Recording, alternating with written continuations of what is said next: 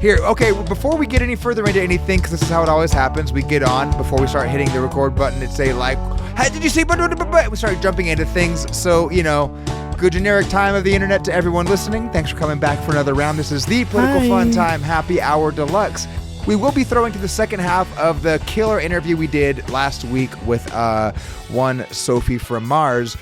But we can't go 2 weeks without getting the gang together. And also, there's a couple of news stories we wanted to hit on, some things we wanted to cover. It's the new year. We got to start it off right. But I think a lot of our conversation today will actually be a really, really good companion to what we talked about with Sophie, where we got there. But before we dive any further in, how's everyone doing? Pretty okay. It's a new year. New year, same me. See, that's a bold choice right there. New Year, same you. That is from my understanding, contrary to popular wisdom. However, look at the people who say New Year, new me, and do you want to be them?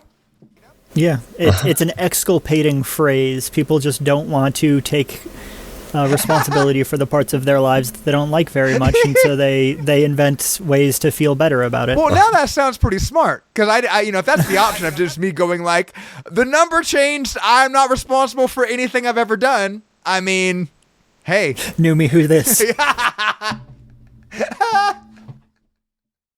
It's incredible. Brent, how's life in the trenches out there? In the quote-unquote justice system. Did you say bad? I said, oh, fine. Oh, they said bad. I was like, oh, no. What happened? What kind of plea deal did you make? You surviving it out there? Oh, yeah. On the rough Stanislaus streets? Yeah. 4th week done. It feels like it's been longer than that already. Yeah, damn. I guess only 20 more to go. Wait, no. I was going to say, hopefully not just 21. That's a very grim prophecy to make when there's like, oh yeah, just 5 more months. Only but 240 times as much to go. There you go. Well, as always, it's it's at least despite all of the terrible things we're about to tell you about, there's one good man standing in the gap for the Central Valley, saying no.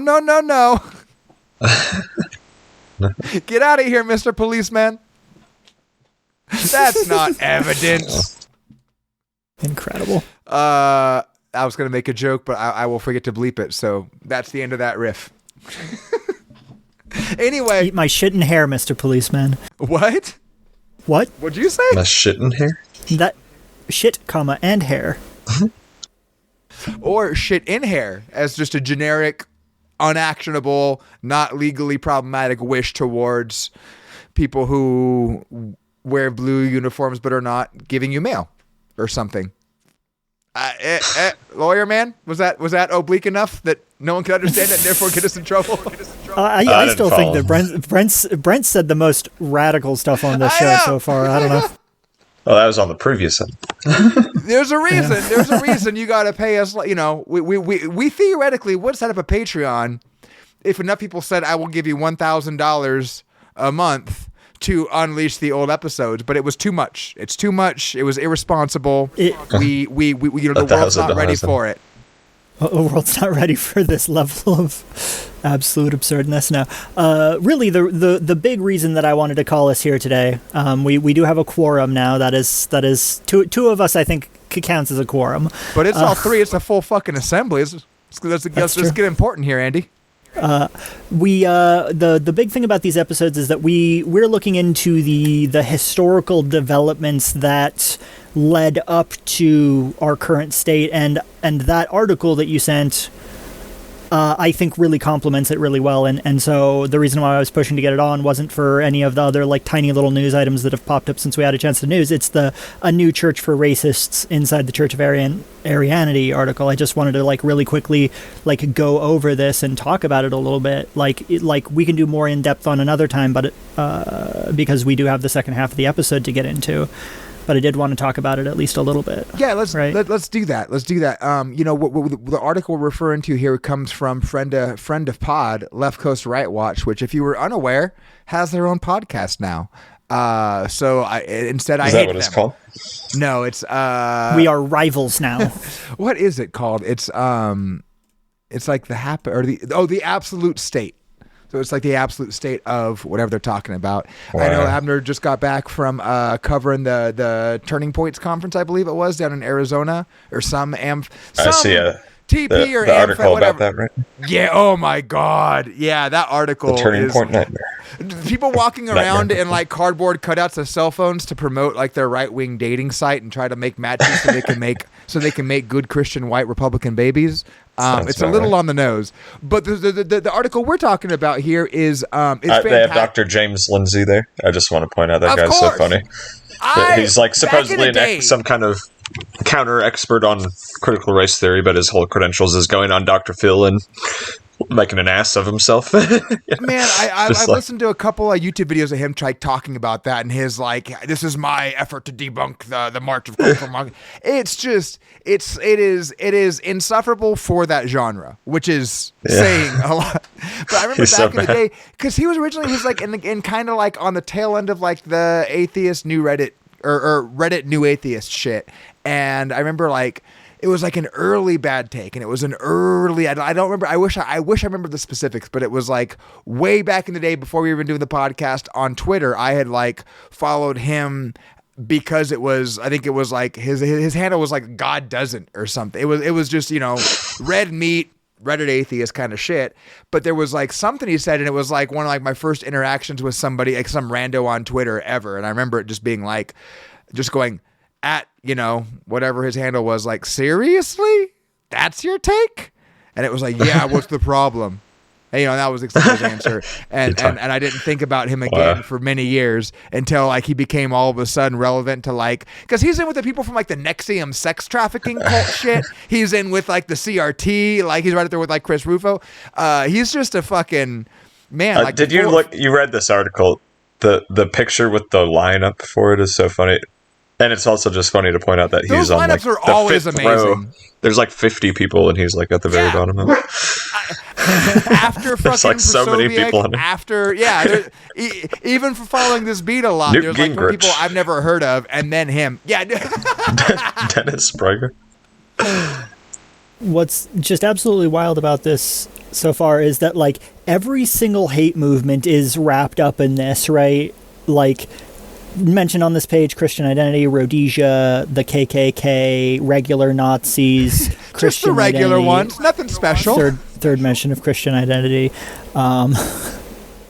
Like it's just like over and over, every single right-wing people are just completely like,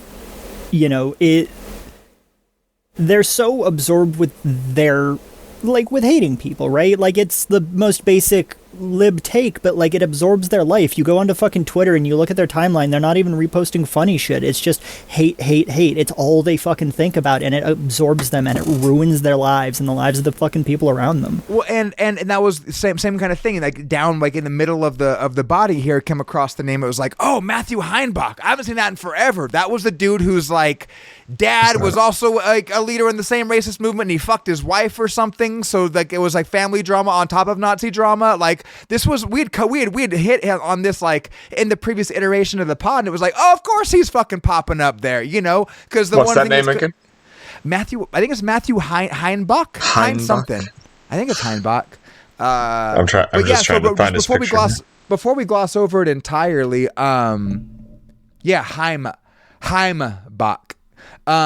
Before we gloss over entirely, this is the article from Left Coast Right Watch. It's a couple months old at this point, or a month and a half. A new church for racists inside the Church of Arianity. And when this popped up, Andy, you're exactly right. There's a bunch of other things we could cover. There's a lot of little tidbits, but this fits so fucking perfect with the discussion we had, like, and is so continuous and so enmeshed with everything else we ever talked about in any kind of iteration. But this one literally, like second paragraph in, they talk about, out of Kentucky, indoctrinating young men into, quote, the order, capital T, capital O, training them to be soldiers for Rahowa, or racial, holy, ho, war, Rahowa. It is literally a martyrdom. It's a regional focus. pronunciation of helter skelter.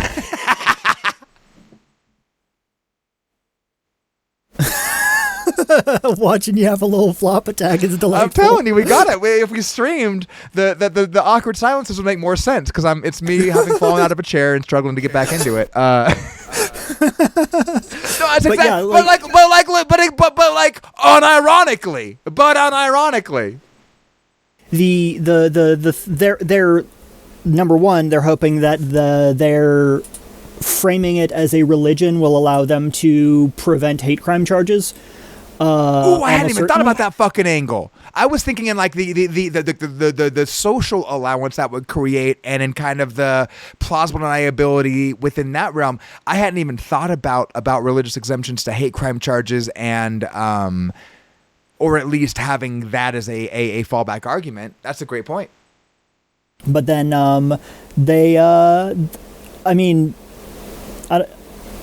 I don't know how to phrase this without maybe treading around the edges of anti-Semitism, because we're talking about Nazis here, but it seems like they're kind of jealous of Jewish people. Well, I feel like that's pretty par for the course with anti-Semites. Like, you could read a lot of that in it is resent, it is jealousy, of specifically of they want an ethno-religion. They want that, yeah. Well, and especially looking at the conflation of, especially over the last couple decades, anyone on the left that says, hey, some fucked up things happening in Israel, and it's like anti-Semitism. You're like, no, you cannot flatten criticism of the state of Israel to anti-Semitism. There's some really good back in the day. Michael Brooks had some really, really good riffs on that, and he was like on I-24, like debating with people on that, and like just shutting people down who were not accustomed to being challenged. But no, I think that's like a really insightful way to look at like the kind of the larger run, because I think in most instances of it, you can, taking their own language at face value, kind of interpret it as a jealous reaction. It's never that is bad. It's bad that they do that and we are oppressed by it, and that is why, Nazi shit. But it is always, it's not that is bad. It's bad that the bad people are doing it. It's not an actual criticism of disproportionate or asymmetrical power being exercised. It's not a criticism of shady shit and money buying speech. It is it's bad because the Jews are doing it. I don't know why they don't whisper when they say the Jews, but here's the actual quote. Jews have been winning because they're not just a race but also a religion. By creating this church, we sought to fight fire with fire. Can't have both. Come on. And that's unfair. That is unfair. What's really interesting about this is like the Quiverful movement already exists. Oh Jesus! Right? Oh my God! You triggered me, Andy. I had kind of forgotten about that, and Quiverful. No, wait. I apologize for nothing. No, I mean that literally is population based. It is a God. Be fruitful, multiply. Taken to the extreme of you can't fuck till you're married, and then that way you get married early, fuck a lot, make a bunch of babies. It is like a Catholic level of condemnation of contraception, because how dare you, presuppose that you can take the role of God in deciding whether life is created or not. It is all of that, but I had identified that way more with just more typical wacko like Liberty University Christian shit. not like oh no, it is to make white babies. But it's that. Yeah. I keep cutting you off. I'm sorry. Continue. No, I mean, we're just kind of floating around through this article to like point out the things that are interesting. Is that like, very, very obviously the people who, if you've dug through SPLC's hate map or through their archives, if you've paid attention to this stuff, you're familiar with the symbolism, you'll be familiar with the word choices, like that quote that I read. I actually started in the middle. The quote starts with, "This is the final solution," and I skipped that part. Yeah. Right? Imagine. You won't, that's not an accident. Yeah. Like that's one of those things like that. That is not constructed where you accidentally or by happenstance invoke the phrase final solution and then proceed to talk about that dynamic of the kind of politico-religious intersection of Jewish identity in a negative light. Yeah, absolutely. We've got, so you'll see like them either being part of using the imagery of or invoking the phrasings of various movements. Like I was saying that you scroll through this article, you'll see all these different movements. The one that was new to me was the Traditionalist Workers' Party. Really? Because I hadn't looked into that at all, and it just sounds like rebranded Nazi, like literally. And then you look into it, and that's what it is. Nazis specifically ported into an American 20th century, like late 20th century context, like with those kind of playing on social and economic anxieties, but otherwise very little change from it. Yeah, and because that also is one of those that like they will kind of play like they're like there's like the New York Party that's like they have like their like split ballots, like the Working Families Party. Yeah, Working Families Party, which is kind of like the left wing of the Democrats in New York. That Traditionalist Workers' Party very much will use that moniker to lie low, the same way that I was for a brief period in California. I thought I was registering as an independent, but no, there's like the American Independent Party, which is a similar, not quite as fucking far into that, and not quite as deep in, but similarly let's put an innocuous and patriotic sounding name over just Nazi shit, like just like not like euphemistically Nazi adjacent, like just Nazi shit as a plan for America, but you say things that sound unobjectionable, which is I think part of what plays into this. Like, even like the Aryanity, I don't think that most people have the identity, have this like the fucking spidey sense of if someone says Aryan, you should be very and immediately skeptical of anything else coming out of their fucking mouth. But also like all the fucking the Latin shit, like they have the Ordo Milites Templi Occidentis, or the Order of the Western Knights Templar, which again, alarm bells should be going off, but by putting things in there, it sounds like it's like the fucking, the Oddfellows Club or your local Masons or some just, kind of like local fucking history club that uses a Latin, term or whatever. But like that's a very, I think, not just deliberate, but very effective mechanism for them to kind of hide in plain sight. But the TWP, I've seen that pop up for a long time. That was like, that's come up like in a lot of my earliest like awareness of, breaking that fucking naivety of like, oh wait, America has real Nazis? Are you kidding me? Or people who wish they were realer Nazis than they currently are allowed to be, like, holy shit. But it is all in that, and it does, without engaging in fucking stereotypes or whatever, like it does center in that Southern milieu where there's like a lost cause myth to appeal to a glorious past that was robbed of you, where you could say stabbed in the back. And the Sacramento Spartans bring in the chair, Ty, to your argument. I mean, their Golden Skate Skinheads, Asatru Folk Assembly, the Sacramento Spartans, these groups are not this is nationwide, right? Absolutely. I was only saying that I became familiar with it from, I feel like the TWP is more in that like kind of like the northern belt of the South, like that like Bible Belt, but not Southern Baptist Conference kind of territory. Okay, yeah. But yeah, no, I agree. But even then, it's the same thing of I mean, and it's kind of true of the Proud Boys in the same way of just like, here's a stupid name. Surely we can't be sinister. And then they're like breaking your teeth out on the fucking curb, and it's like, but you had a silly name. Yeah, and you go through, you look at these, like there are, oh my god, I literally can't even identify all of the symbolisms, right? I just found a new one that I'd never seen before, which is the Rise Above movement. Somebody's wearing a Free Our Political Prisoners Rise Above movement shirt, and I had to look that one up because that's a new one to me, right? So like this is like very like. And this is one of the things, like, if you look at good journalism that tracks these movements, right? Oh, right, RAM, Rise Above, the RAM. That's like it's like Fight Club. Oh, when you said RAM, that like ticked in my head. Like I'd heard of RAM before, but I hadn't. No, but that's out of SoCal. Yeah. And it's like it's literally a Fight Club where like what's the oh Jesus Christ, Patriot Front. They go do their like homoerotic rolling around in the woods to prove how masculine and hetero they are. But like RAM is legit like bare knuckle boxing club, so you learn how to hit people and do damage, and then show up and to hit people and do fucking damage. As of 2017, the SPLC has a quote from a RAM member said in Berkeley in April 2017, and it was literally, quote, "Death to Antifa." That's how can we parse this? How can we know what they mean?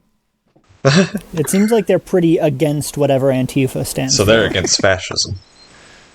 From my understanding of the situation. Well, because Antifa's the real ones. Winston Churchill said so they're the real Antifa. It all makes sense. Yeah, but and I cannot stress this enough how much they do not cut the figure. Like when they're standing out there, when they're marching, when whatever, they're not selling the aesthetics. I'm sorry to say it. They're not doing it. You're saying you don't look at them Boss, and say that is what we should genetically aspire for our children to be? I am saying that, sure. Also, you shouldn't aspire for your children to be genetically anything, obviously, but it's if you were to think of that even then they wouldn't really ring that bell? I think that they think that they're the specimens, and they think that they. Oh, I know they think that. No, I agree. Yeah, no, they think that. And so when they say they're protecting a future for white children, they're thinking of very red, very wet, dumpy-looking white guys in long-sleeve T-shirts. Hey, don't you impugn the dignity of long-sleeve tees? I resemble that remark.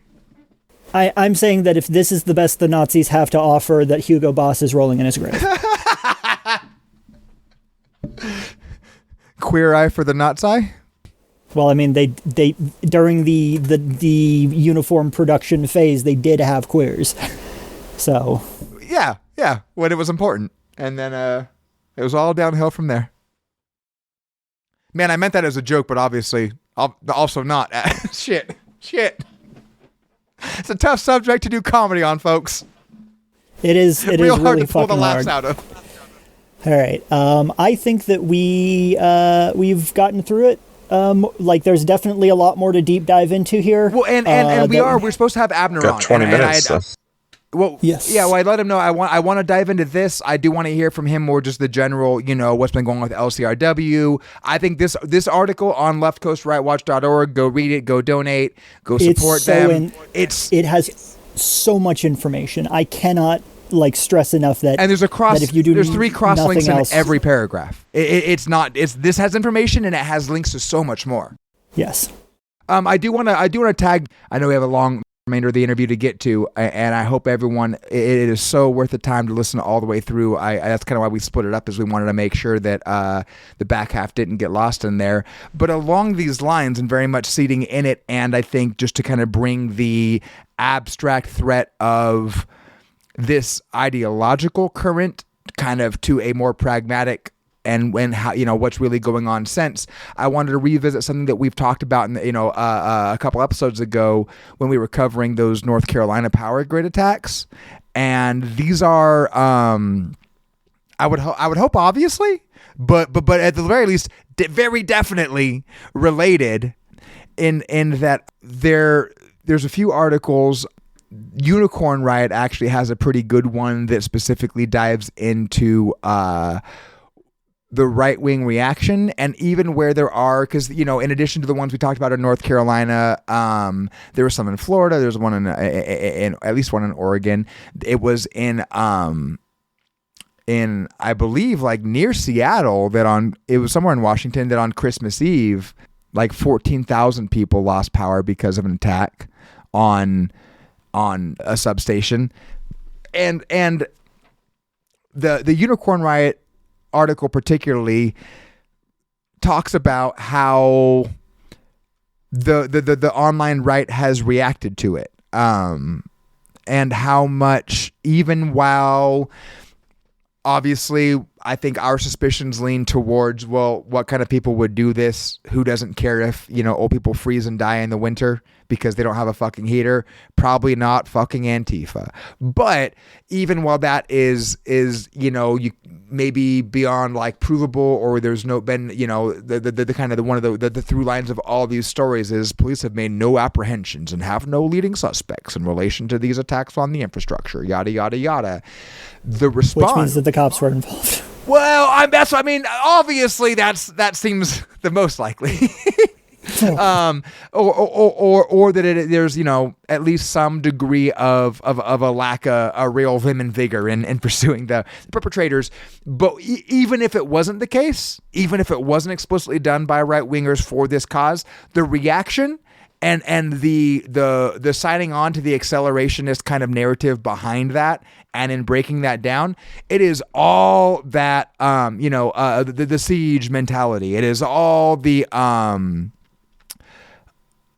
is gets very Turner Diaries very, very quick. It very quickly goes into people who, even if there is no one to praise for carrying it out on that side, they're still quick to jump to, hey, one day closer to, what do they call that? Rahowa, Helter Skelter. It is just the chaos and the acceleration and the breakdown of society as it exists currently in order to create the room to push their own ideal, and through violence with less chance of state structures or organized social responses. That is what all the Telegram channels, all the Discord chats, everything that anyone has been able to leak out of any kind of right-wing sphere of discussion has been immediately and pretty much unequivocally praising of that, if not in saying, hey, our boy did this, hell yeah, that was good, in saying that someone did this, let's fucking take advantage of the chaos. And, I just wanted to make sure we tagged that on to say that, from our last talk, these attacks have continued. That when you add in this Arianity kind of belief and everything, we're going to kind of continue talking on with Sophie here in a bit, it's not hard to imagine, and at the very least, the rhetoric points so directly towards those kind of things that when they happen, I think the plausible deniability of folks who want to claim oh no, we're just good religious American Christians, yet participate in the broader culture that either minimizes or at least doesn't deal with these more extreme, be it Reconstructionist, post-millenarian, or just overtly racist, right wing with a. I mean, it's stupid to think that that American fascism, over half a century later, is going to appear in the same way that European fascism did in the middle of the 20th century. And so when you see these things, there's enough direct one-to-ones that it say, well, we shouldn't even get this clear of a fucking indication. But since we are, you see these groups popping up, you see this rhetoric, and you see that married to what I think is really concerning about that Arianity is it is exactly as apocalyptic. It is exactly as glorifying of both the idea that you should kill and die for these beliefs. Yet there is not even the pretense of a idealized Christian morality or of a anything other than the exercise of power under the guise of religion in the name of whiteness and its supremacy. You can't flower that up at all. It is just the thing that they're worshiping is whiteness, right? You don't hear them talking about Christ. They were worshiping that just in lieu of talking about Christ and a lot of things that we were talking about. But seeing this Arianity and seeing that trend, it is they're not even doing the song and dance pretend that they're not just doing that they're not just worshiping whiteness. They are saying we are cynically, overtly, and nakedly leveraging the privileges allotted to religious belief because of that Christian primacy that we were talking about in the interview, but removing that for all intents and purposes apart from the shield that it allows them, and then just going with all the hate and dressing it up in the symbolism of the other. That gets real fucking scary. Gets real fucking scary. It feels like this is such a weird thing that I don't think that we've ever done before. It feels like I don't know where to call it and be like, hey, let's and now for the show. Right? I mean, you should explain. We're recording this post-interview. Yeah. To add. Well, we released the first half last week, so I think that part's pretty clear, based on the linear flow of time. Hopefully. Yeah, listener, if you were so high that you think we recorded this. I thought my understanding was you're putting this onto the second half of the interview, but before it. Yeah. Yeah, when two of the hosts, the midpoint it cuts off, on with the show is probably a perfect time. We can stop recording. On with the show!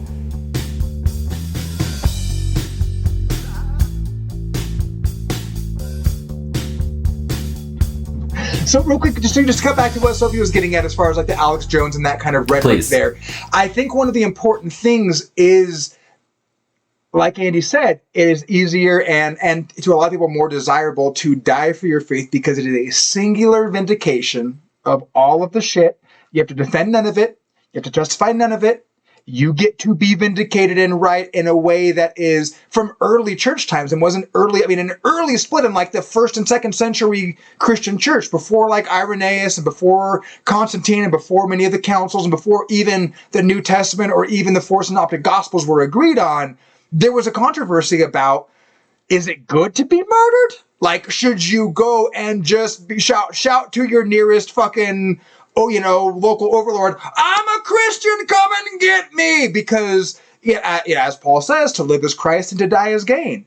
But when that is the underlying bit that even even for people who haven't really delved into that theology, who haven't considered all of those things, when you have this underlying notion that I think fits very well with this American-ass cowboy, I'm the singular savior and I come in and died, I went down, but I took the bad ones with me. All of that shit, I think, sets that up very well where it obviously still is a conversation about mental health and access to healthcare and access to, it is a conversation about alienation and a breaking, a lack of social resources and all of the above.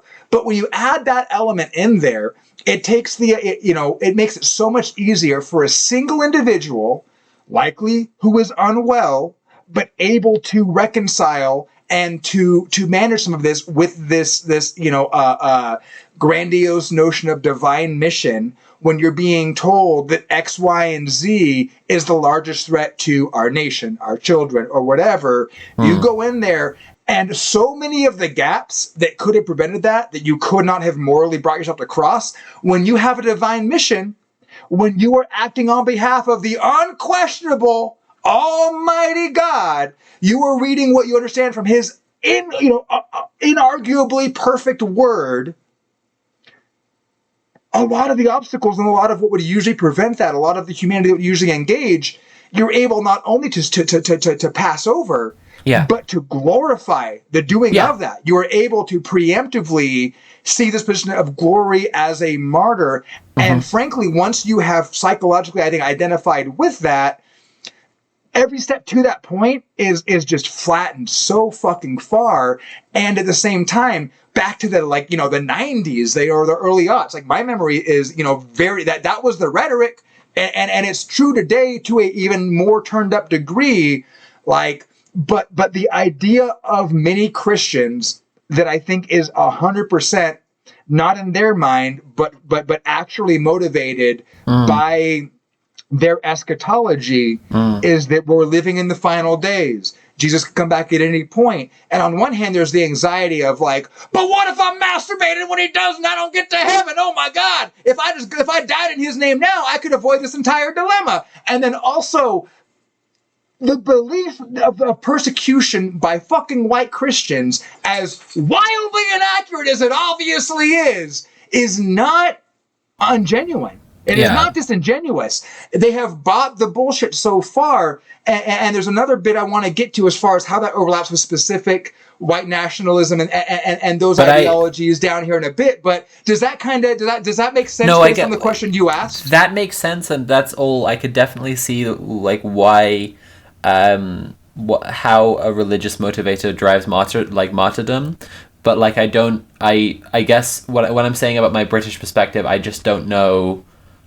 If I you don't have cowboys there, we get it. It's much less stupid on that one point alone. It's the reverse. Martyrdom's also the reverse Pascal's wager, right? Because they think of themselves as persecuted because their lives aren't that great, and they've been taught to look for signs of persecution that just aren't where the sources are, but right? No, and then we need to back up here because like and yes, it's true. Like instead of the cowboy, we have the lovable public nonce. It's like our culture is very different, but like I just Jesus.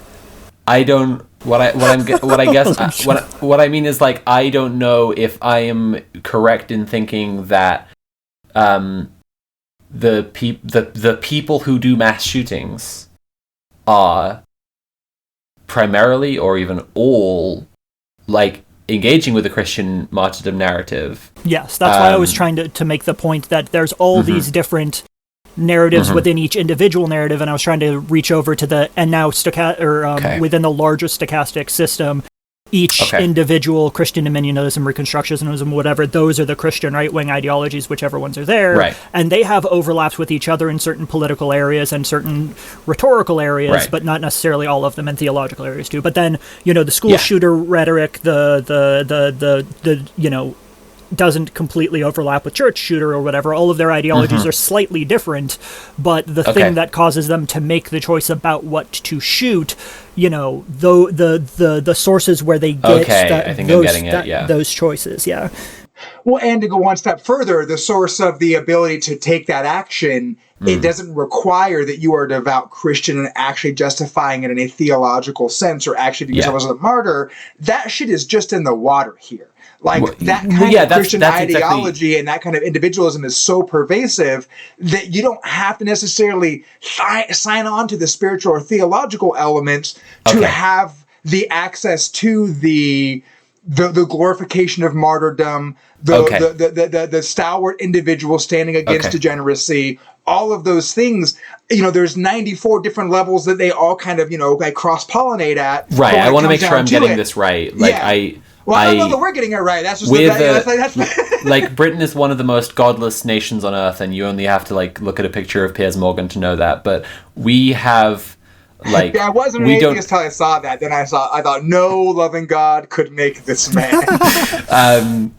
The counter argument is Richard Kind, who doesn't seem to have aged at all in like 40 years, but he looks like Richard Kind, and I think that demonstrates that not only is God real, but he has a sense of humor. I think like what I'm saying is because I live in a culture that is nominally, at least, very, very atheist, it's a very strange idea to me of Christian ideology being so widespread as to touch everyone enough for all the mass shooters being driven like that. But what you're giving me back is whether explicitly Christian or not and driven by Christian identity or overlapping Christian and white nationalist ideologies, the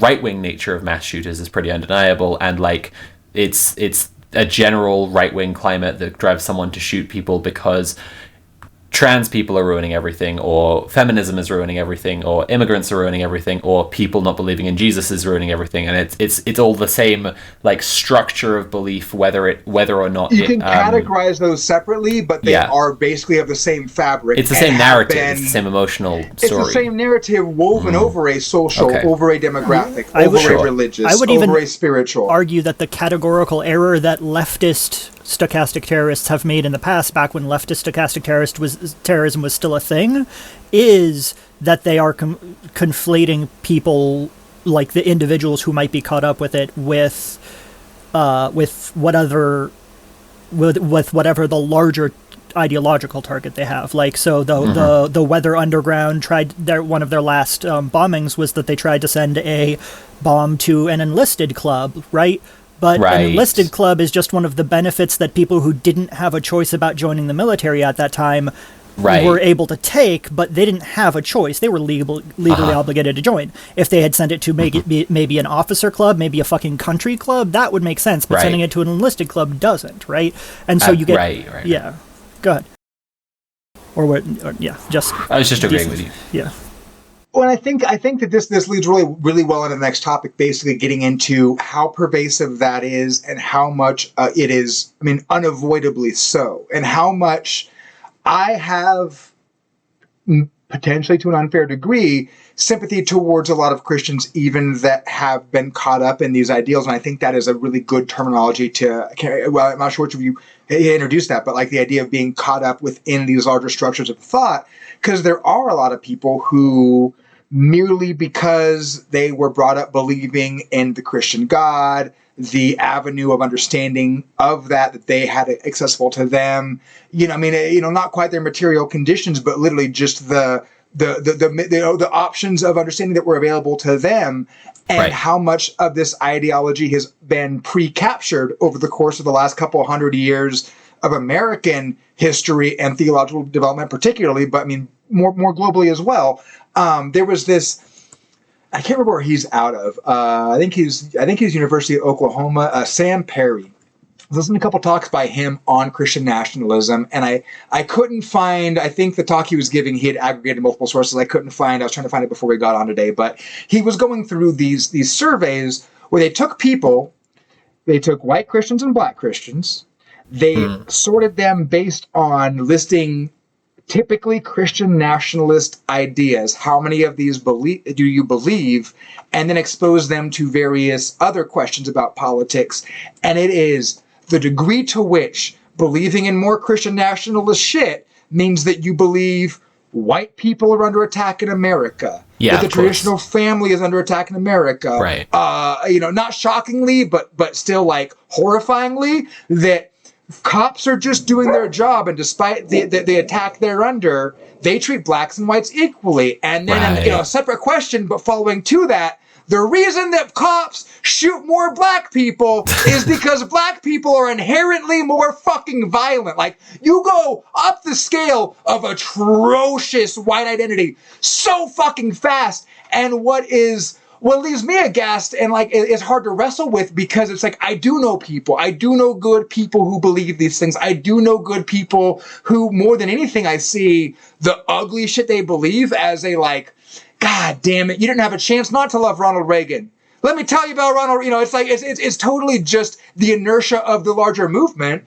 Well, speaking of like category error, I think that like we often get we have a trouble with like the idea of a good person, because we know someone and we know that their heart is in the right place, or whatever other like way you'd like to describe it.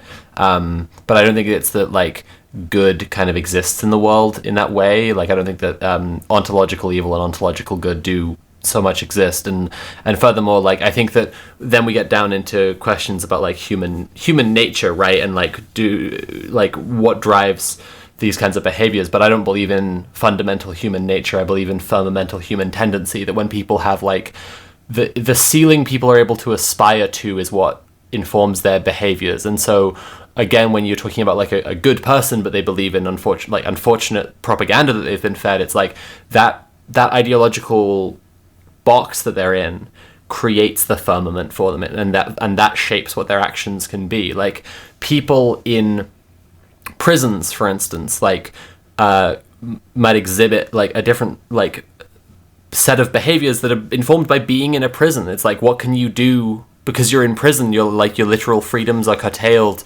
so how you behave on a day-to-day basis, and by consequence like how you behave towards other people, will be affected. And I think very similarly, like if you like deeply believe some fucking shit you've been taught about how Christians are under attack, then it's like your nature, as it were, let's just say your personality, right? Your psychology, the tendencies that you would have as a person could be good, but your ceiling is so low. Like you're living as a person who's otherwise good, but you're just like pressed in like this. And that's what I always come back to, is like fundamental human tendency. It's a bit of a Star Trek belief of mine, but it's just like, if we all had, if the ceiling was raised off of all of us, I think we would all behave quite similarly, and quite well, to be honest. 100%. But it's imaginative as well as material. That's such a good point to disentangle, because I was speaking very imprecisely, and I think maybe a more accurate way for the especially the narrower band of quote unquote exception, is people who are Christian, and because to them that is the way they best understand to articulate a belief that you should be good to other people, that there is a communal goodness that is shared, all these things that are actually in pretty stark contradiction to what Christianity in modern America has been made to be, or at least what the most vocal expressions are. And yet, you know, you brought this up earlier, like, we can't just do the Reddit atheism, like, you believe in God? Look at how superior I am. Not only because we see what kind of people come out of doing that, and I'm sure none of us want to be anything approaching that. But like, I mean, my early breaking away from the church, like I was very much deep in that. And I think, you know, to some degree, some of my like leftism came from having no exposure to alternatives, and then seeing that as an alternative, and then seeing what that led to, and how it was you're making the Christians I know look awful tolerant. Are you fucking kidding me? Yeah, I definitely had a phase of like being really into reading Richard Dawkins and arguing for hours and hours with creationists, because how could you be so stupid as to believe everything that the Bible says or whatever? And now it's like, well, Richard Dawkins advocates for eugenics, so yeah.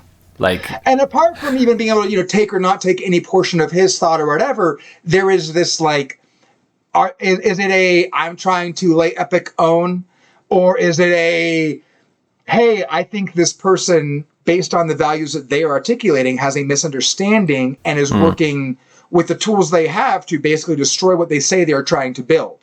And on one hand, I resent religion, and particularly Christianity, far more because I see what its modern manifestation does to people who I know in some capacity that leads me to believe that their impulse or their core personality or the core expressions of those human tendencies are more communal, or more, you know, benevolent, or more understanding, or more accepting, or more tolerant, all of these things. Yet then you lay the overlap of quote unquote evangelical Christianity and the marriage of that to the most odious of right-wing extremism over the last 10 years, 20 years, 30 years, 40 years, 50 years. You have interesting kind of parallels in all those, but for at least the last half a fucking century, those things being married. What do you all think is the potential for the people who are not part of this right-wing religiosity, whose belief in God in greater, whether that be a Judeo-Christian or a belief in an Abrahamic faith, or in any sort of not even theological, but deistic or just metaphysical belief in some form of what we understand in the broad strokes of organized religion? Like, what do you all understand, and what do you think is the potential for making sure we don't alienate everyone entirely? Well, I mean, I think it's like this, right? Fucking a lot of the times when you're talking to a normal person who they're just a decent person in their day-to-day life, and almost all of their intolerance seem to stem from, well, the Bible says it's wrong, well, the preacher told me it was wrong, whatever, you know, the thing that we're going to be trying to do is to speak to them in the language they understand, right? Like, the original sin that you know, the debt that you owe to God, your original sin is that now that you have the ability to understand right from wrong, you don't rely just on the Bible.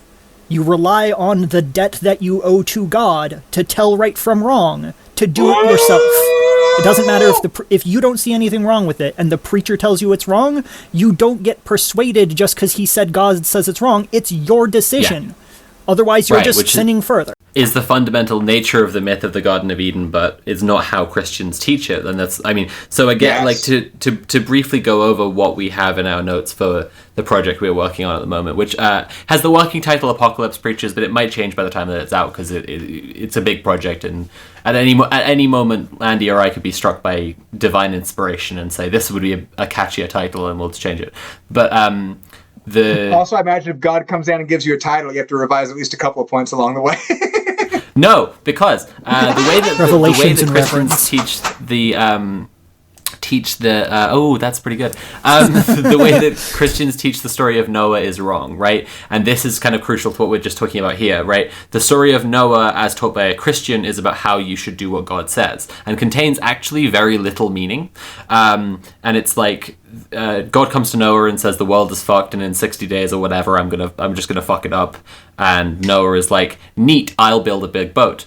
And that's the whole story, which is like not that interesting a story and doesn't really tell you very much except obey God. Yet I know that if I want to build my own personal Titanic, I need to use gopher wood. Your move, atheist. And so, but to understand the story of Noah better, you need the Jewish story of Rabbi Eliezer, right? Rabbi Eliezer was arguing with the other rabbis about the use of these ovens in relation to scripture and in relation to the law, and he had a different opinion to all the other rabbis, and the other rabbis would like, get fucked, Eliezer, you're wrong. And so he was like, if I am right, let this tree show it. And the tree plucked out of the ground and flew through the air. And the other rabbis, in an absolutely Chad move, said, that's a tree, and trees don't know anything about the law. And so Rabbi Eliezer said, well, if I'm right, let the walls of the temple show it. And so the walls of the temple started like falling down around them, and the other rabbis were like, walls, you are walls, you don't know anything about the law. And so the walls, unable to disobey Rabbi Eliezer or the other rabbis, stopped halfway. And so Rabbi Eliezer, frustrated at this point, said, if I am right, let heaven itself show it. And the heavens opened and a girl's voice rang out and said, Rabbi Eliezer is correct in all matters of the law. And the other rabbis said, well, with respect, dickhead, you gave us free will so we could decide for ourselves what is right and wrong and decide amongst ourselves what the law is. And then God's voice rang out and said, my children have surpassed me. And that's the point. That's the whole point of having free will. And so when God came to Noah... And American Christians are entirely unequipped to deal with any of those concepts right there. Dear God, you want to wipe the population in half, the head's exploding from trying to wrestle with that. Would and just so, be like oh my God. And so the story of Noah, when you understand the story of Rabbi Eliezer, almost plays like one of those old like Welsh Brittonic myths that like is really just a long joke where they tell you a bunch of shit just to wind you up. Like they keep the story going just to demonstrate how stupid it is and frivolous it is. And so it's like God came to Noah and was like, the world is a bad place and full of sin. And Noah said, okay. And God was like, I'm going to kill everyone. And Noah was like, okay. And then God was like, I'm going to flood it. Flood the entire world. So Noah I'm really gonna do got all this gopher wood and built a big boat and got all his family and got 2 of every species of animal on the earth and got them onto the boat. And then he got all the supplies and he put them on the boat. Things. And then he survived at sea for however long. And then he crashed into Mount Ararat. And then he repopulated the entire earth, rather than just trying to make the world a better place so God wouldn't kill everyone, right? And then that's like the basic, that we're telling that story at the start of our essay because we want to like make the point that all of these cults are ultimately using another reality that they live in to avoid having to do the work of trying to make the world a better place. All the shit that they do so much shit, sometimes impossible things, right? Because they want to avoid putting in the work to try to improve the world.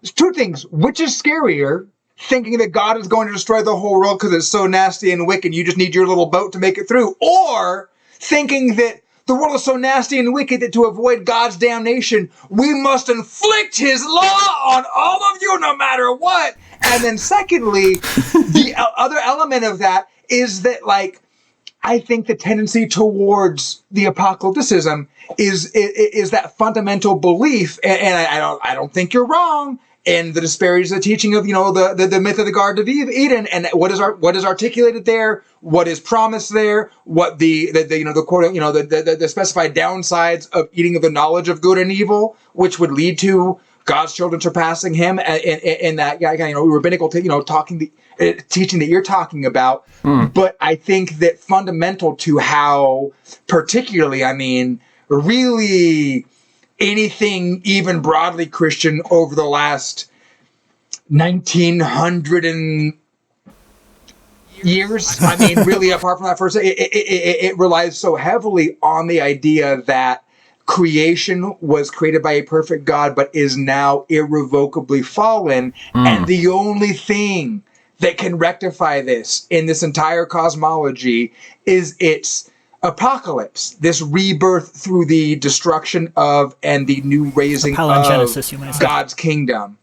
What? A palingenesis, you might say. You might say. You might say if you're more creative than Christians and better read. It's very bizarre because it's like, again, and I mean we've been just going around with a very frustrating point over and over again that like if they understood the Bible they wouldn't do this, but like, you know, every single person who studied theology, and therefore every priest, every licensed priest, is familiar with the concept of theodicy, that if God is perfect, if God is all-loving, then he can't be all-powerful, and if he's all-powerful, he can't be all-loving, and how that bind needs you to resolve some things about the nature of God and the nature of the universe. They just actively refuse to acknowledge it. Like, that's not unknown. It is just that everyone goes, that seems hard. Anyway, you should be a white straight guy. But that's what I mean about like fascists living in a willful other reality, where it's like, these are your beliefs, they contradict, so we need to get to a next step, and then we'll understand the nature of God better, and we'll appreciate God more. I understand again what every licensed every licensed priest like has to, and instead they're just like you say, just like no, that would no. So the problem with American Christians is that they're just like no. I mean, that's what we come down to. Is like they're just like no. Like, hey, here's a logical response, or what your logic seems to imply, or here is a more faithful reading of what you claim is the divine and inerrant word of God, and they go, no, I don't like gay people so much.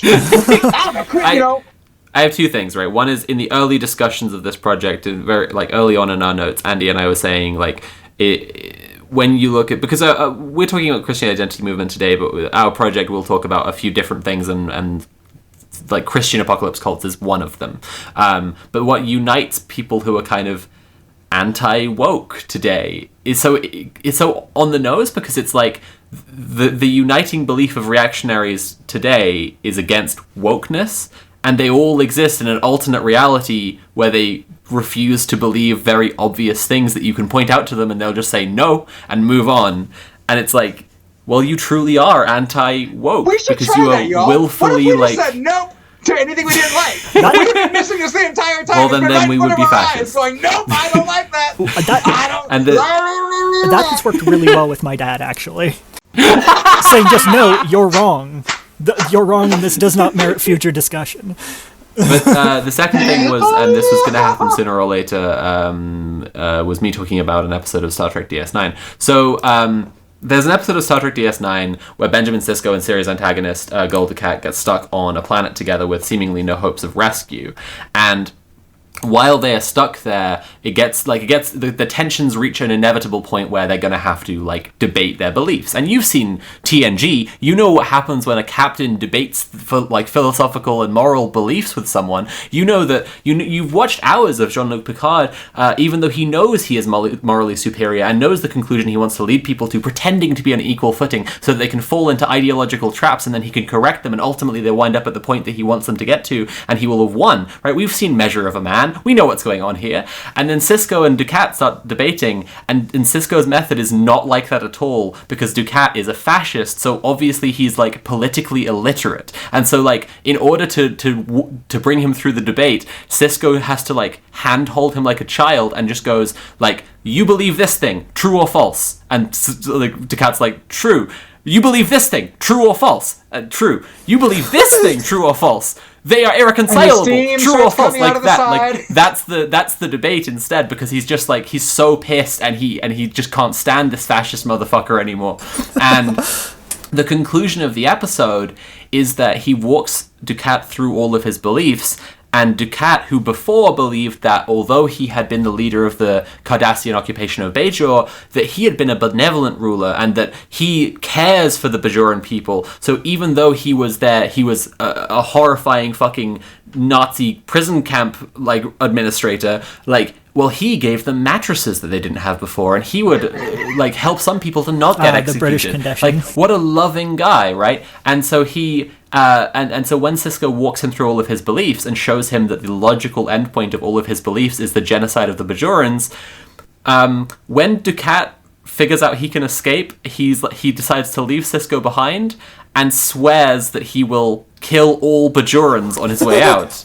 He's like, "You're right. I am evil, I am a fascist, and I will kill all Bajorans." And then, furthermore than just like the ideological conclusion of like trying to debate a fascist, when Sisko then gets rescued and he's having his wounds patched up in the med bay at the end of the episode, they're asking him what happened and he tells them about it, and he's just like, "So next time it's him or me, I'm gonna take that motherfucker out.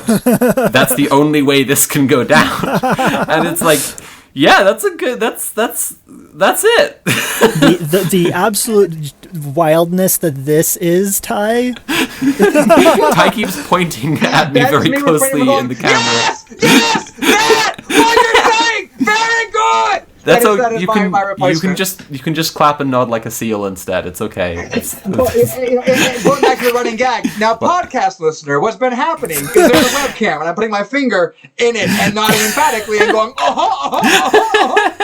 But no, so take exactly that. But then you add in the apocalypticism. You add in this notion that the destruction of all, and this goes back to, we're going to have, we have literally introduced 19 of our next episodes in this one talk, because everything from the kind of the philo-Semitic roots, as Andy mentioned, I think in our, in passing in our last discussion, of what is now very anti-Semitic, and how much you must like put quotes around the philo-Semitic part on the first bit, because it was really a hatred of actual Jewish people and a like replacement of them with the British, which was a precursor to what became in America the American, the white. One thing we have to bring in before we get to the end, and it builds on that, and it shows, I think, if it doesn't give us an answer and how to deal with it, it at least I think explicates how much that is what we're dealing with. That so much of what, as I was getting at earlier, can be but I know this person, and they don't want the bad thing. They want the good thing. They fell into the bad thing, and now their good thing is limited by the bad ceiling, and all of the above. And in some ways, that's fucking tragic, and it hurts to see that, because you see for me especially, it is there's definitely a world in which, I never broke out of it, and I had to fucking come to some very, very sad balancing of, here are these atrocious things, and I can't, endorse this, but here's what I have been told that the God of the universe, infallibly and unquestionably, and with no room for any mistranslation, said, and everything must be subordinate to that. This guy, Samuel Perry, highly recommend it. If you Google him, he has a couple good talks, and the one that's most likely to come up is the one where he shows the graphs of all these. And I think that the kind of roots become evident here, but also highlight the unique degree to which we're living with this. And I'm obviously speaking, sloppily. I'm referring to we as Americans. Although obviously you're not immune from the effects of it. You just, your crazies aren't part of this particular problem and this particular kind of theological expression. But I can say with a good measure of British shame, we gave you everything you have. Oh no! To be clear, I was not letting you off the hook for that part. Fuck you entirely for all of that. There's no excuse, goddammit. There is no excuse for Britain. But for all Britain of and its various consequences, etc. The world story. And not a fucking fairy tale either. But no. So many of the roots go back to there. There have been so many different peaks and valleys, and I think Andy's articulation of the Puritans, the Great Awakenings, the shift to these kind of cults of if not personality, of authority within these different denominations and all the above. What Sam Perry, and I think it's Andrew Whitehead, I think was his co-author on when they were actually doing the kind of cross-examining of these ideas with racial difference. One of the interesting things was, the most revealing thing that almost, the rest was very fascinating, but once you hear this part, you go like, oh shit, that's the fucking story. All of those questions where if you are on a scale of 1 to 15, if you're a 5 Christian nationalist, you are about a 5 white nationalist. Yeah. Your idea of American as synonymous with Christian, as synonymous with white, is at about a 5 on 15 on the correlation scale, and pretty goddamn near a perfect fucking 1-to-1 curve. With white Christians, the more of that evangelical belief that they hold, the more they adhere to white nationalist ideas that they likely would not say on their own. They are likely unaware that the net consequence of their belief is X. They understand it as X minus 1. But you add fucking 1 to that, and that is what comes out of the fucking machine. The same poll with the same criteria of number of Christian nationalist beliefs held applied to Black Americans had almost no correlation. Right. If you held 3 Christian nationalist beliefs and you held 12, you were equally likely to be a 1 on the white nationalist scale. Right. And I think to kind of go back to the point about the quote unquote good people who believe whatever, like the power of it is shown in the fact that beyond the normal population, Black Christians in America, the degree that they hold any Christian nationalist beliefs will make them more likely than the baseline population to agree with very fucking crazy things about how white people are so under attack and the cops kill Black people because Black people deserve to get killed by fucking cops. Like, these are not light statements. These are not just a little bit, out of bounds. They're horrifying. There are things that are beyond the pale that on a just 1-to-1 bit. And those ideas of Christian nationalism are so pervasive in churches across America that you fucking gave us. You're so welcome. Never miss a chance to blame the British. We got enough blame. We can't deal with it. We can throw a little bit your way for something, whatever. But like, that's the part where that really makes me look at it and go like, fuck, man, there really is no response apart from disentangling the justification for white nationalism. Yet, as you importantly point out, you can't argue with fascists. It's the old Sartre thing. Like, you're a fool to argue with anti-Semites because they're not arguing with you. They're laughing at you. Yeah. It is funny that you were engaging. That's part of the troll. The whole fucking, 19 whatever the fucking Sartre was writing in. What trolling was back then was anti-Semites getting people who say, that seems fucking awful, and they're going, they're talking to us. They fucking think we're gonna listen. And it's a fucking mockery of it. We got to pull together a bit, and before we completely wrap up, I want to have you all pitch a little bit more about your project, let people know kind of like what to look out for, where to find it, what's happening between here and there. I'm already like, I was excited about that, but now I'm more like, yay, and the fascists who love him. Like, I'm a little like, well, shit, like, come out already. I'm going to pass to you about not even the thing you were on to talk about. But closing thoughts. What do you all think as far as, let's get a little bit pragmatic. Let's get a little bit international. Let's get a little bit just global in our thinking here. What is true of where you are versus where we are? What is true globally? And I think globally, especially the question of being able to engage with religious people and not fall prey to what is, you raised it early and it's so goddamn true, especially in the online space. There seems to be a taboo on religion, and that cannot be the case. The question is how we navigate the alternative. So what are closing thoughts and what we actually take away from this? Well, I think that, like, first and foremost, as I think we've probably illustrated in our discussion, 3 of us all firmly believe that you can't really convert someone out of this. It's not really like they're either they're going to come to it or they're not. And I think that so much emphasis, and this is another critique of the online left, is like so much emphasis gets put on entryism wouldn't be the right word, but trying to get people out of the far right, and that's ultimately been a liberal response to the rise of the far right, as opposed to a will to create any kind of class consciousness. And I think that ultimately we have to see that the right and the left are not parts of one like cohesive political system with these 2 wings. There's only the only degree to which that's true is the 2 wings of the business party. And if we're actually anti-capitalists, actually trying to create an anti-capitalist politics, and even if you still call that the left, we have to see it as just a completely separate project that's just that needs to build its own strength and its own momentum towards improving people's lives and also protecting people from the far right. We can't, and this, I mean, I'm repeating some of my conclusions that I will say in Ye West and the Fascists Who Love Him Now, but it's just like, it's just no longer, the beliefs are too dire and too extreme, and their other reality is too rigidly reinforced with such hard, like, iron borders that that spending our time on deconverting people is really just like treading water, and what we should be doing is working together to create like a cohesive anti-capitalist and post-capitalist project that's going to give space for change.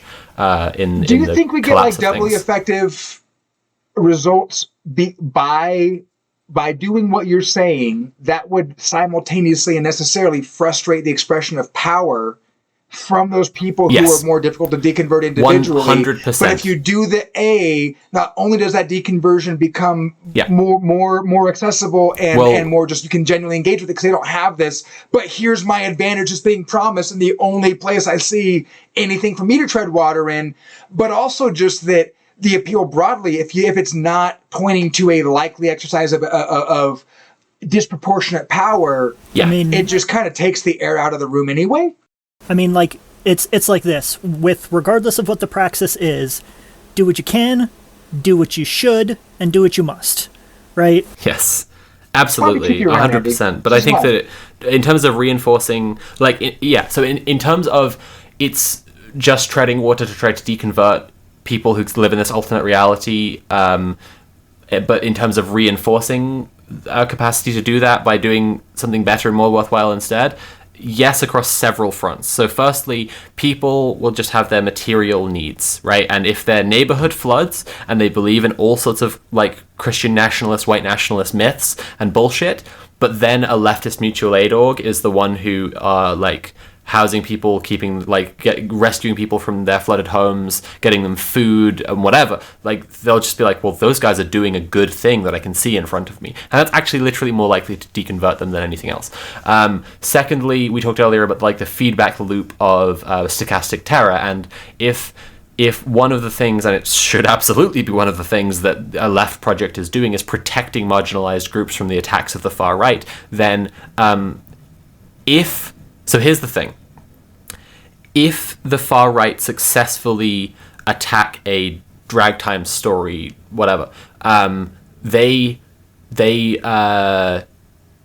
can have a whole host of media produced about this and about how it was a false flag, but also it was a good thing, and also they deserved it, and what they were doing there was bad, like it was all pedophilia funded by George Soros, and also it wasn't even a right winger who did it; it was a left winger who did it anyway. They can say so much about it that benefits their narratives if they successfully do the attack. But if people show up to attack your queer event or show up to attack your synagogue, and there are just 100 anti-fascist activists there and they just fuck off, then the right wing, like you would think the right wing's victimization narrative would be so reinforced by this, so bolstered by this. It's not. They have fuck all to say about that, because telling that story is telling people because any additional witnesses just prove that whole narrative. Yeah, telling that story is telling the story to their followers who only believe in self-justifying power, that there is a more powerful political project than them who can make them fuck off. And this is a point that Abigail Thorne made in a video a while ago, is just like punching fascists in the face works really well because fascists believe that might is right. So when they get punched in the face, they're like, well, they are stronger than me, so they are correct. And that's the basis of their beliefs. And like the third way, so the first way is, people's material conditions and meeting them when they're in need. The second one is protecting marginalized communities from the attacks of the far right, and how that actually disables and paralyzes the feedback loop that they use to do more attacks with.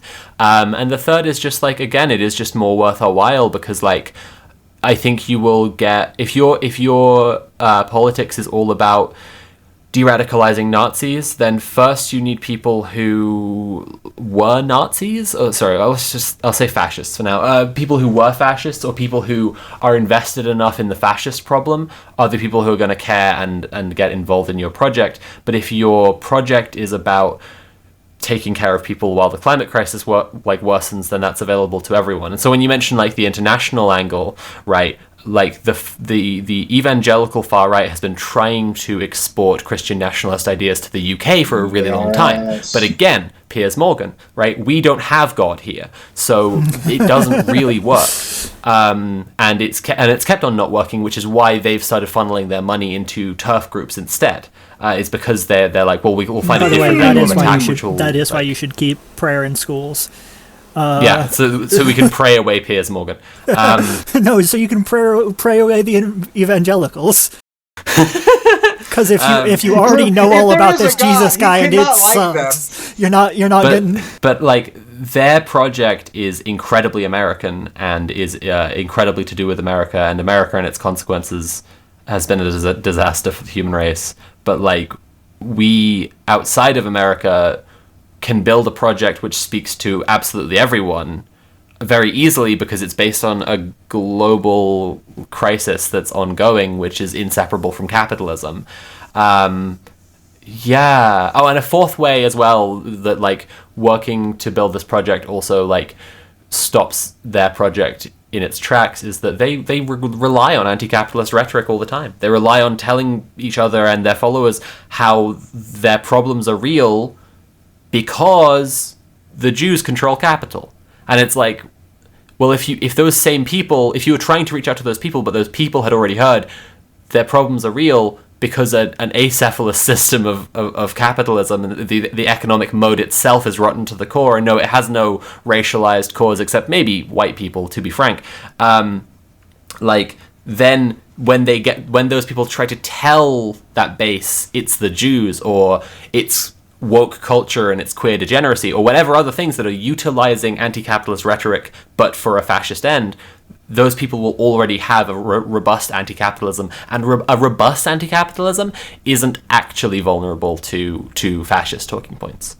Only uninformed exposure to the material contradictions of capitalism is vulnerable to fascist talking points, which is why you get, massive Trump support in places like Detroit, because it's like they killed the unions. They worked very, very hard to kill the unions, and then they exported all of the jobs because they could get cheaper labor elsewhere. And then so people have an understanding that my grandpa's job went to China.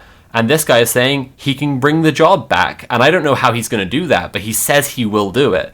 And it's like, if instead this person was in a union, they would not be vulnerable to Trump's rhetoric. It literally would wash over them like water off a dog's back. Those are my answers to the thing.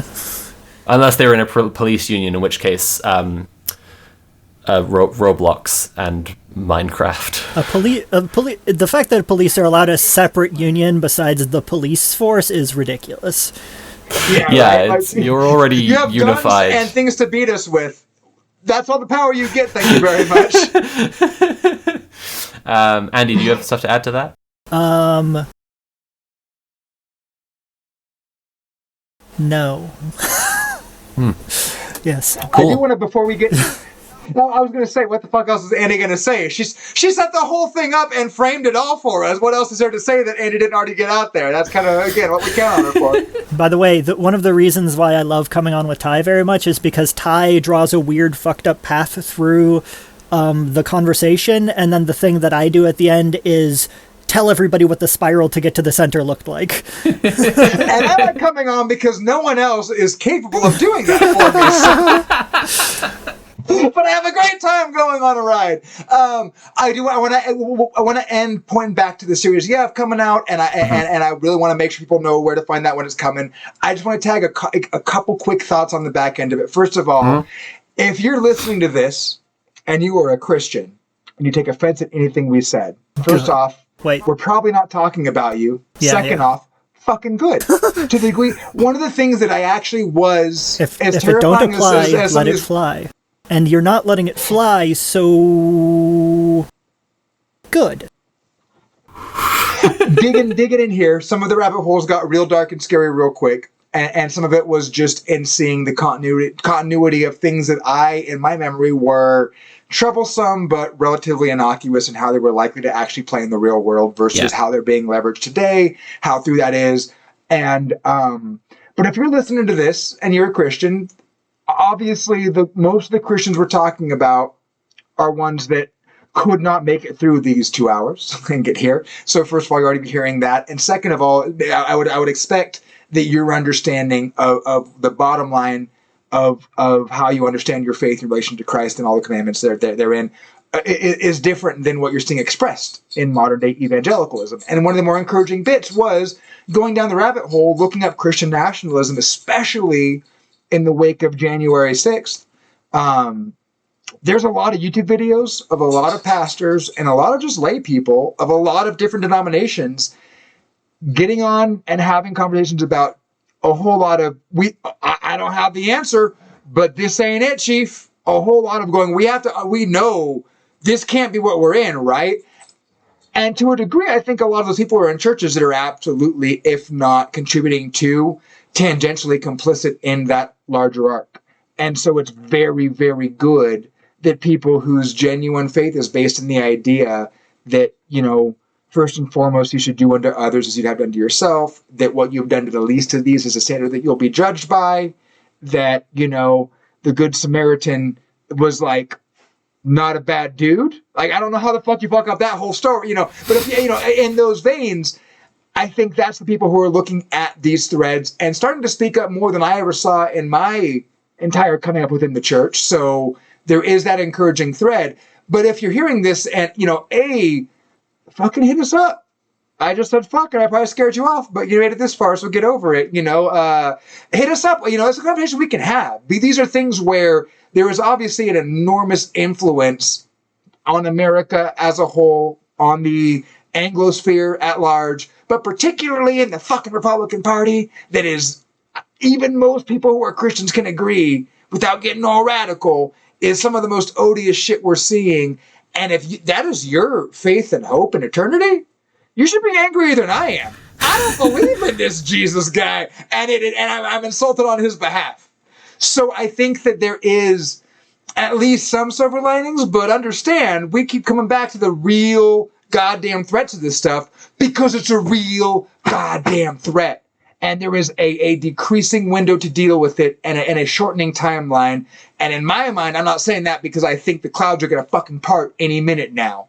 If you think that's the case, then dear God, you should be much more afraid that your Lord and Savior is going to come back and look at what you've been allowing in his name and say, hey, we have a talk before these pearly gates open or something. I mean, I am very conscious of not wanting to, not break into the hashtag not all Christian. Because frankly, it's a lot of them.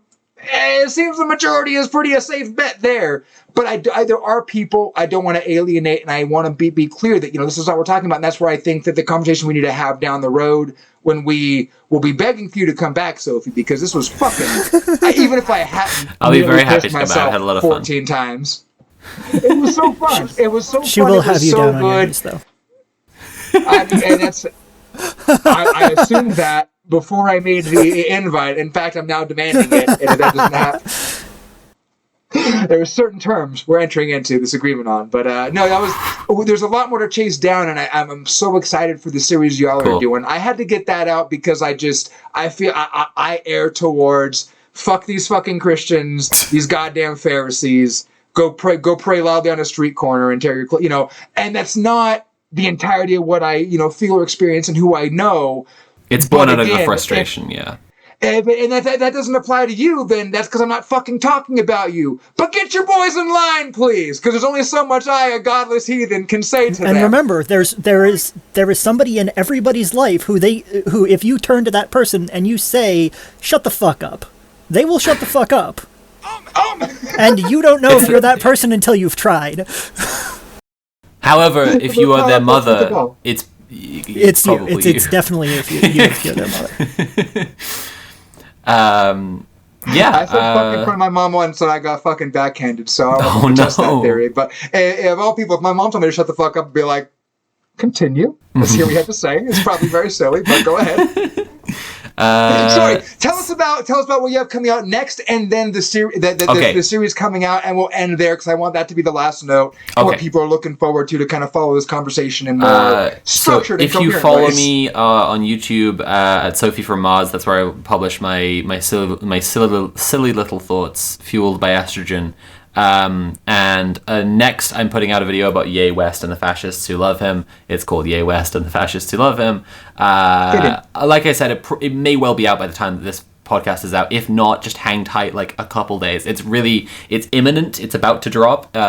It's the fastest I've put together a very long video before, because I interviewed a couple of friends. I interviewed a friend who is a black YouTuber and a friend who's a Jewish YouTuber because I wanted their perspectives to be able to put some clips from our interview in, and I did that before I wrote the script. But then in writing the script, it was like, once I write down everything that's happened, and then I give the proper context to the people, like, you shouldn't mention Nick Fuentes without saying he's a Holocaust denier who advocates for the worst possible kind of nightmare fascist government imaginable. Right, once you write those kinds of contextualizing statements, you already have 10 pages and you haven't started analyzing what has happened yet. So it's going to be like quite a long video, but it's come together very quickly. It'll be out soon. And that's on my channel. So that's number one. Number two is The Last Capitalist We Redacted will be the one who sells us Minecraft.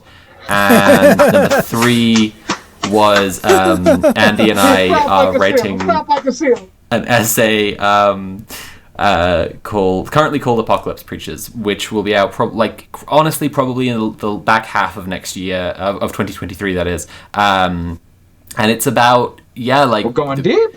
People of all sorts who are, well, not really of all sorts, but people who are creating fake realities that make people organize politically and make real effective political change in the world, but for the worst possible things, when, and often they hinge around an apocalypse narrative about how the queers are going to destroy the world, or whatever, but there is an apocalypse they could be organizing to politically fight. So why don't they do that? That was kind of the starting point of it, and now we've done all this research into Christian identity, and I want to take my brain out and just pour bleach all over it.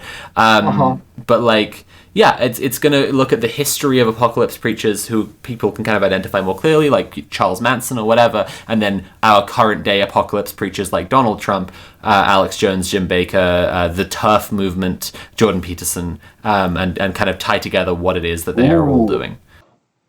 Jordan Peterson, the apocalypse preacher, is the best summation of both that man and the genre that I've ever heard. If this is your first time hearing of Sophie as a person, you can find Sophie at Patreon. That's true. That is the one that where you can donate $2 or more than $2 to see very true from Sophie from Mars. We have a fun to the Patreon is because we can point to, be like, well, there's Andy's Patreon, and there's Sophie's Patreon, and there's all these Patreons that we're basically here to plug secondarily on their behalf. So go do it. We do this for fun and not for profit. We do this for my profit and guests. Indeed. I think that was it. Go support the folks who are willing to dive into this. Because do you want to do it? Do you want to research this? I assure you, you do not. Sophie, thank you so much for your time. You were so generous that we broke 2 hours and we could have gone 20 more. Share this podcast. Happy fucking emojis. Follow it. And I would love to come on again. This has been a lot of fun, and I'm sure we would have very productive conversations.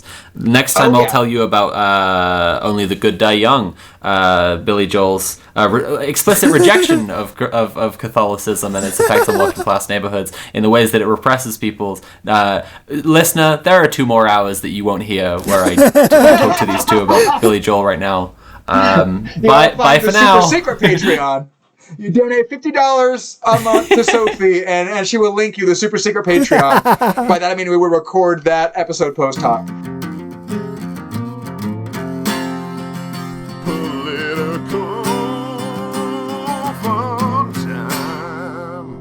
I liked it.